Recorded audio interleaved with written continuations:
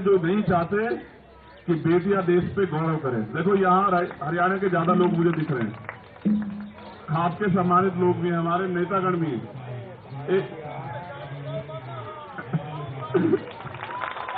एक दिन वही हरियाणा था जहां बेटियों को इतने अवसर नहीं थे। आज का हरियाणा है जहां बेटियों के नाम से हरियाणा की पहचान होती है। मैंने तो देखा ओलंपिक में बेटियां मेडल लेके आई, सारे बेटे कमजोर पड़ गए, पढ़े नहीं पढ़े।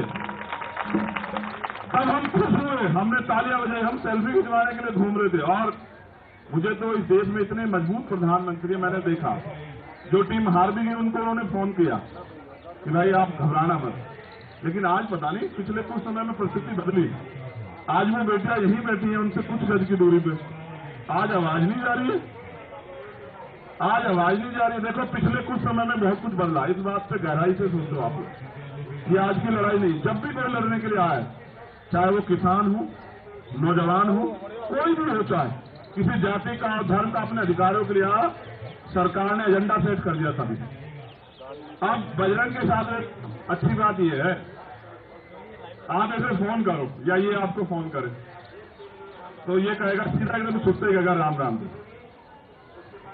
अब इसको कैसे आप एजेंडे में सेट करोगे? आप इसको मुसलमान कहोगे, आप इसको खालिस्तानी कहोगे, आप इसको धर्म विद्रोही कहोगे, आप इसको टेररिस्ट कहोगे, क्या कहोगे?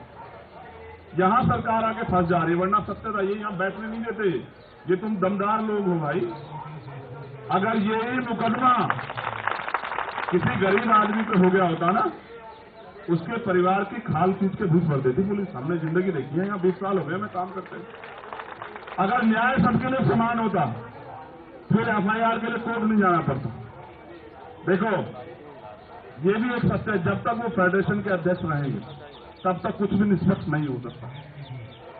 बिल्कुल, ये बिल्कुल सत्य बात है। जब तक वो फेडरेशन के अध्यक्ष है तब तक निष्पक्ष न्याय तो छोड़ दो, न्याय का मात्र होना नहीं, न्याय दिखना भी चाहिए।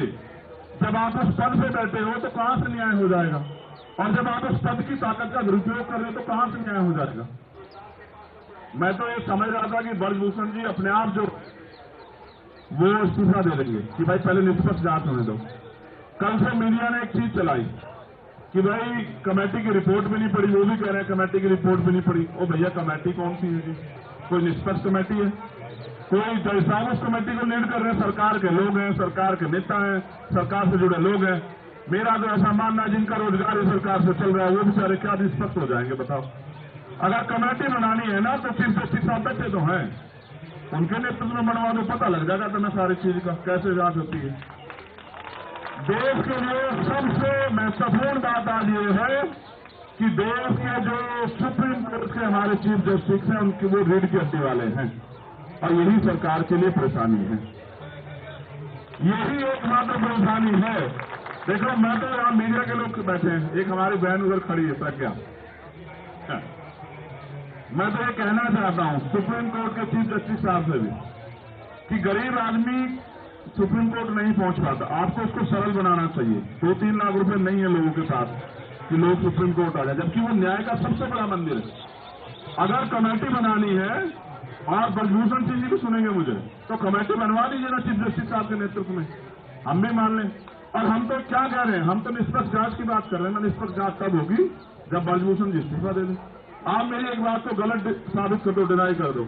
अगर यही पोस्टों के एफआईआर किसी और पर हुई होती तो क्या वो आज बाहर घूम रहा होता? क्या बता रहा, आप सब लोग बता दो।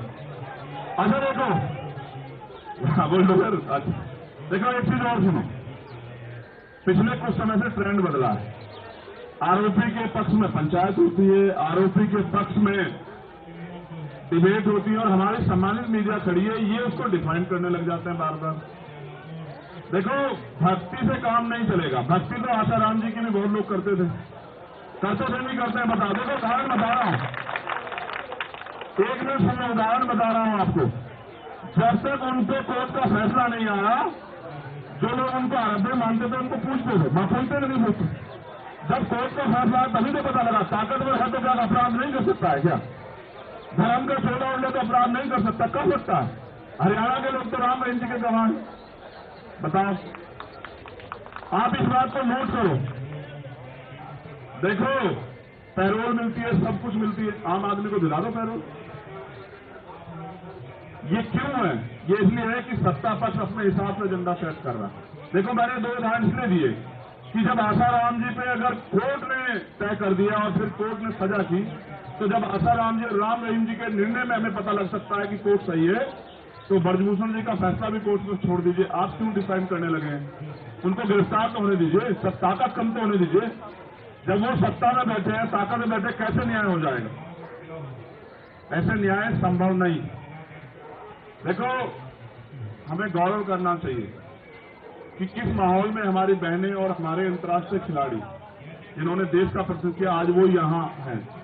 परसों रात पता लगा था बिजली काट दी, पानी काट दिया। गड्ढे, चलो चिंता मत करो। देखो, मेरे साथ थोड़ा सा ना, मैं नया काम अपना कर रहा हूँ। बजरंग साक्षी बैठी है हमारी छोटी बहन।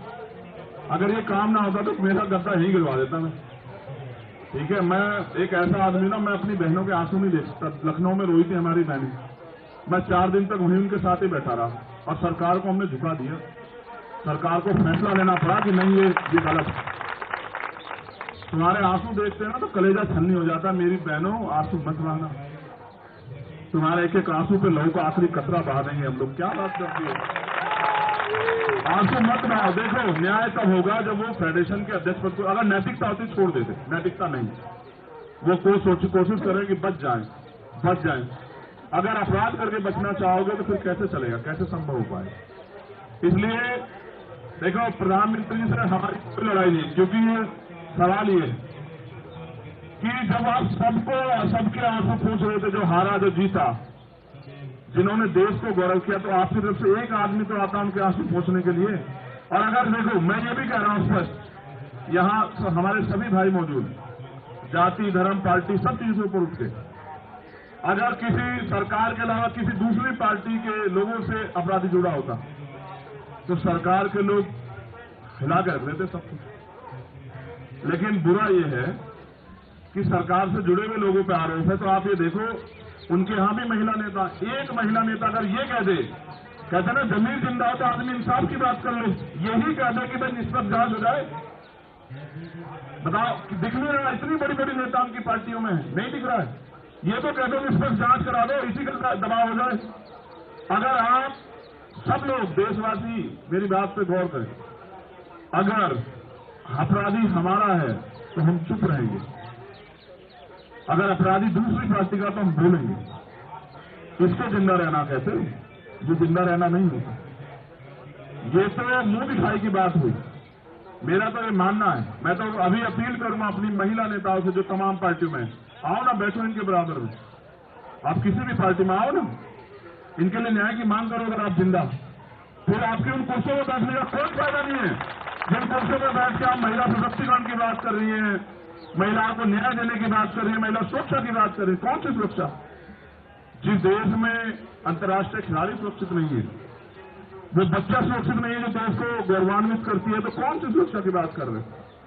इसलिए मेरी मीडिया के माध्यम से अपील है प्राइम मिनिस्टर जी से, वो हम सबके प्राइम मिनिस्टर हैं, वो इनके भी प्राइम मिनिस्टर अंतर्राष्ट्रीय खिलाड़ी है या नहीं है? बताओ तुम्हारे प्राइम मिनिस्टर है या नहीं है? इनके माध्यम से हमारी 2-3 अपील ये है। पहला, वो नैतिकता के आधार पर ब्रजभूषण छोड़ दे और जांच होने दे, पहला। दूसरा, कोई भी अगर जांच कमेटी बनानी है न्याय देने के लिए, तो वो सुप्रीम कोर्ट की निगरानी में बने। सरकार के लोगों पे कोई भरोसा नहीं, क्योंकि सरकार के लोग तो दुर्लक्षण ले रहे हैं। तीसरा, उनकी गिरफ्तारी होनी चाहिए। पहले उनकी गिरफ्तारी हो, उनकी ताकत कम हो, तब जाके मुझे उम्मीद है कि न्याय सुनिश्चित हो पाएगा।